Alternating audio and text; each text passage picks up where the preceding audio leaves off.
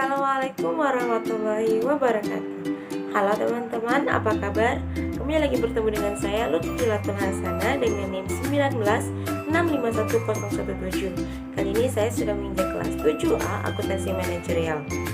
Dalam pertemuan kita kali ini kita akan membuat video pembelajaran dalam pelajaran atau mata kuliah Akuntansi Manajemen Lanjutan, yang dimana kita akan membahas topik 1 yaitu tentang pendahuluan, yang dimana kita akan membahas pokok mengenai akuntansi manajemen sebagai tipe informasi akuntansi. Berikut video penjelasannya akan saya lampirkan, semoga berkenan. Dalam pembahasan kita kali ini kita akan membahas mengenai beberapa sub pembahasan, yakni diantaranya pembahasan pertama ialah mengenai karakteristik akuntansi manajemen, pembahasan kedua mengenai tipe informasi akuntansi manajemen, pembahasan ketiga mengenai perkembangan peran akuntansi manajemen sebagai tipe akuntansi, pembahasan keempat adalah manfaat informasi akuntansi penuh, pembahasan kelima adalah manfaat informasi akuntansi diferensial, dan pembahasan kita yang terakhir adalah mengenai manfaat informasi akuntansi pertanggungjawaban. Oke, mari kita masuk ke pembahasan yang pertama, yakni mengenai karakteristik akuntansi manajemen. Karakteristik akuntansi manajemen di sini dibagi menjadi dua. Yang pertama ialah akuntansi manajemen sebagai suatu tipe akuntansi, yang dimana akuntansi adalah lembaga pemrosesan data keuangan untuk menghasilkan informasi keuangan yang digunakan untuk memungkinkan dalam pengambilan keputusan atau pengolahan data dari pihak eksternal. Yang kedua, pemakai informasi akuntansi. Bagi perusahaan luar, laporan keuangan yang dihasilkan oleh akuntansi dimanfaatkan oleh pemakai luar yang biasanya terdiri dari pemegang saham, direktur, kreditur, analisis keuangan, organisasi karyawan, dan berbagai instansi pemerintahan. Oke, kali ini kita akan masuk ke pembahasan yang kedua, yakni mengenai tipe informasi akuntansi manajemen, yang dimana dibagi menjadi tiga. Pertama, informasi akuntansi penuh. Kedua, informasi akuntansi diferensial. Ketiga, informasi akuntansi pertanggungjawaban. Untuk pengertiannya, informasi akuntansi penuh dapat mencakup informasi masa lalu maupun informasi di masa yang akan mendatang.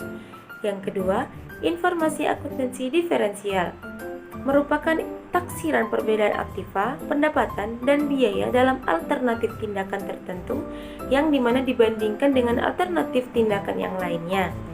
Yang terakhir merupakan informasi akuntansi pertanggungjawaban, yang dimana merupakan informasi aktiva, pendapatan, dan biaya yang dihubungkan dengan manajer yang bertanggung jawab atas pusat pertanggungjawaban tertentu. Pembahasan yang ketiga adalah perkembangan peran akuntansi manajemen sebagai suatu tipe akuntansi. Di sini dibagi menjadi tiga bagian. Yang pertama ialah pencatatan skor atau scorekeeping. Akuntansi mencatat skor dan mengomunikasikan skor kepada manajer yang bersangkutan untuk memungkinkan manajemen mengevaluasi pelaksanaan rencana yang telah disusun. Yang kedua, sebagai penarik perhatian manajemen. Sebagai penarik perhatian manajemen, akuntansi menyajikan informasi penyimpangan pelaksanaan rencana yang memerlukan perhatian manajemen agar manajemen dapat merumuskan tindakan untuk mencegah berlanjutnya penyimpangan yang terjadi tersebut. Yang ketiga, penyedia informasi untuk pemecahan masalah. Jika manajemen telah mengandalkan informasi yang dihasilkan oleh akuntansi manajemen, maka mereka akan selalu mengundangnya dalam setiap pengambilan keputusan atau pemecahan masalah yang akan mereka lakukan untuk kedepannya. Pembahasan selanjutnya atau pembahasan yang keempat mengenai manfaat informasi akuntansi penuh. Tadi di tipe akuntansi itu dijelaskan ada beberapa tipe-tipe akuntansi. Kali ini kita akan membahas mengenai manfaat informasi akuntansi penuh. Yang pertama ialah manfaat di masa lalu, dan yang kedua manfaat di masa yang akan mendatang. Manfaat di masa lalu diantaranya yang pertama, sebagai pelaporan keuangan kepada manajemen puncak dan pihak luar. Yang kedua, sebagai analisa kemampuan untuk menghasilkan laba.